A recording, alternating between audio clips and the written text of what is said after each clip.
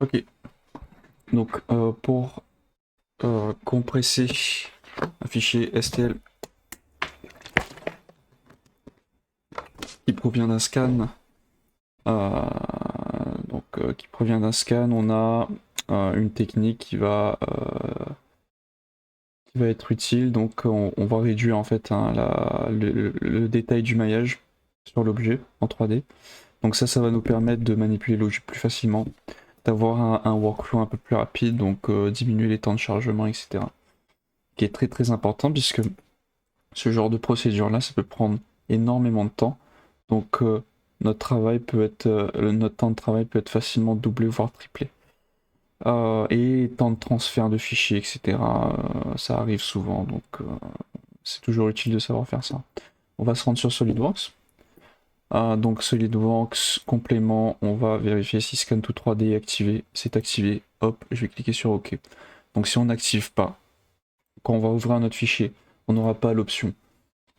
On n'aura pas l'option fichier de maillage Scan to 3D, sélectionner notre fichier Excel. Donc ça marche avec des fichiers Excel, ça marche avec toutes les versions que vous voyez ici.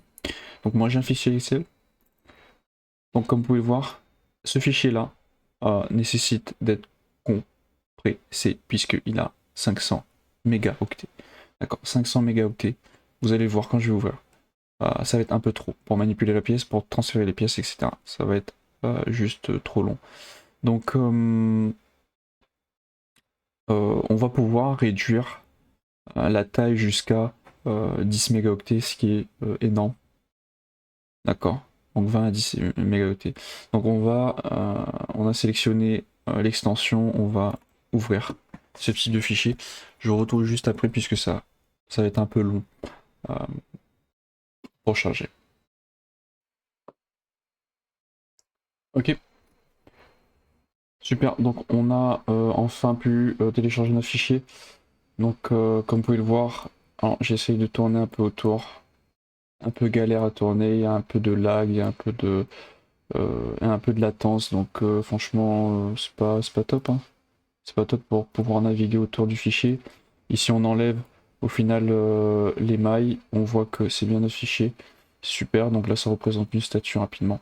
Hop, un monument, hop, une statuette qui a été scannée et qui a ensuite été fermée. Donc ça c'est peut-être ce sera l'objet d'une autre vidéo. Donc sur comment fermer les fichiers. Forcément quand on scanne un objet, on n'arrive pas à scanner toutes les surfaces. Donc c'est bien de savoir fermer avec un logiciel. Hop, je retourne à ma vue de maillage. Donc là, si on se rapproche un petit peu plus, on vous verra euh, que notre maillage, il est assez précis déjà. T'as vu comment c'est tout noir, c'est n'importe quoi. Ok, donc là, on voit que c'est un maillage qui est assez précis, d'accord. C'est très bien, mais c'est trop précis. On n'a pas besoin d'autant de précision, puisque là, on va devoir l'imprimer en 3D. Donc, on n'a pas besoin d'autant de précision, c'est abusé. Ok, donc avec le complément Scan to 3D activé, on a cette petite barre ici à droite qui s'affiche donc avec l'assistant de préparation au maillage. Donc cette barre elle peut se trouver en haut, à gauche, à droite, donc un peu partout, mais elle va s'ajouter aux, aux options habituelles. Donc on va commencer par l'assistant au maillage, on va venir sélectionner notre nuage maillage, on va venir sélectionner notre fichier simplement. On va cliquer sur suivant. Aucune, donc pour l'orientation du maillage, ça m'intéresse pas. Suivant. Donc là, on a une option pour sélectionner, on va pouvoir supprimer avec plusieurs outils des données parasites. Par exemple, on aura envie d'enlever certaines parties puisque ça ne nous intéresse pas dans notre conception. Suivant.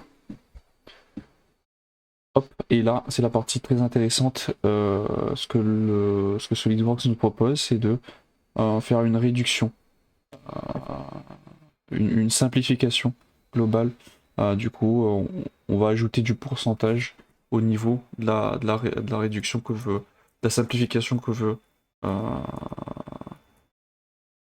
qu'on veut imposer à notre pièce. Donc, hop, moi je vais y aller jusqu'à 80. 90. C'est un peu abusé. 90, c'est bon. Hop, on clique sur OK. On attend. Ça va prendre un peu de temps encore une fois. C'est des étapes qui prennent un peu de temps. Donc on se revoit après. Ok. J'avais pas remarqué. J'avais pas remarqué. Donc c'est fini. La simplification est finie. Donc on peut observer directement que c'est beaucoup moins complexe, d'accord, et ça garde quand même relativement une certaine précision. Donc voilà, on va utiliser ça dans le cadre d'une impression 3D.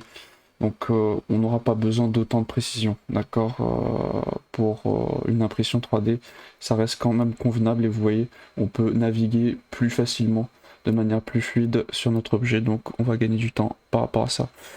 On va cliquer sur suivant. Suivant, on nous propose quoi après, j'ai oublié.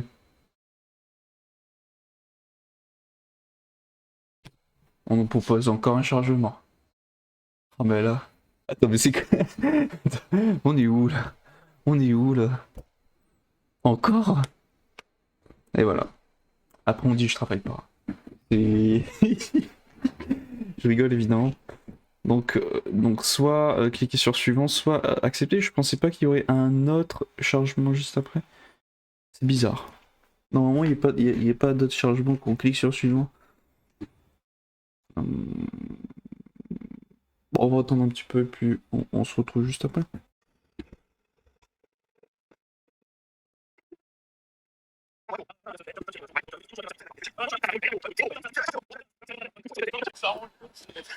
Ok, on a fini. Enfin, on a fini. Donc, on va cliquer sur OK.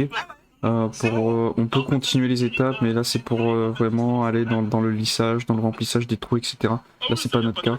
Notre pièce est déjà fermée. Ok. Donc, voilà. En gros, là avec ça, je vais vous montrer qu'on a gagné quand même pas mal. Oh putain, j'ai une vidéo qui tourne. Bon. Ok. Donc, là on a fini.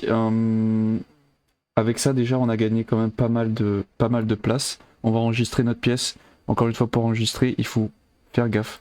Enregistrer sous. On va enregistrer notre pièce en format Scanto 3D STL et non pas le format STL classique. Ça va fonctionner.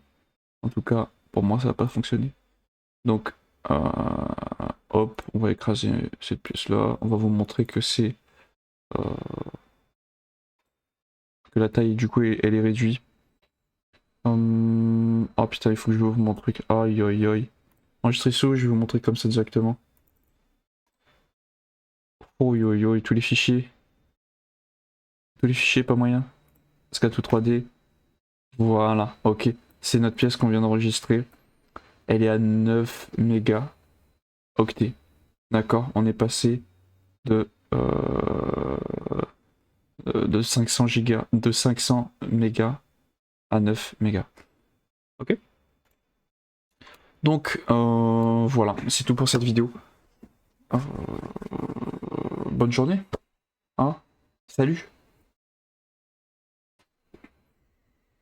J'ai envie de mourir.